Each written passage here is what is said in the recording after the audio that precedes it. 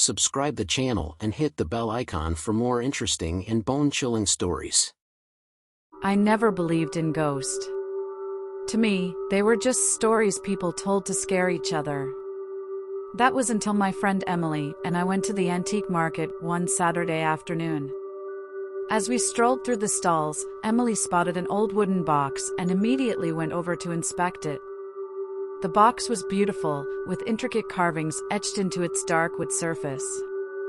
But as soon as she touched it, a cold chill ran down my spine.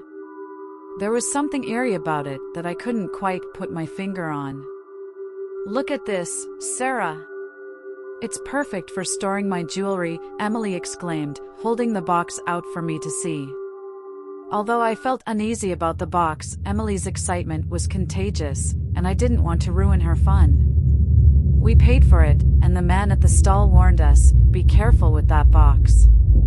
It's been in my family for generations and has a strange history."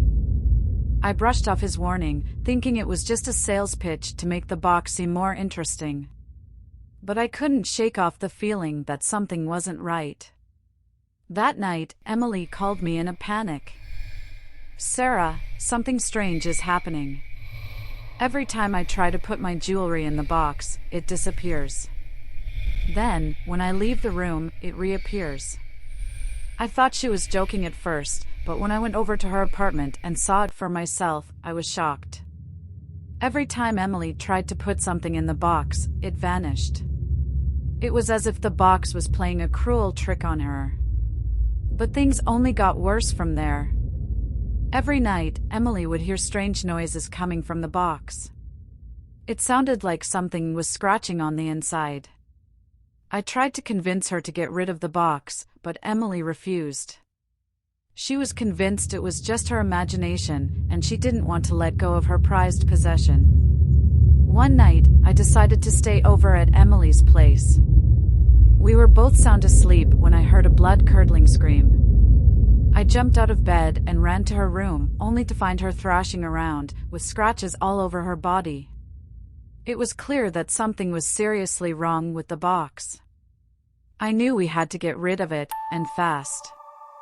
The next morning, I took the box and threw it in the trash. But it wasn't over. The following day, Emily was found dead in her apartment.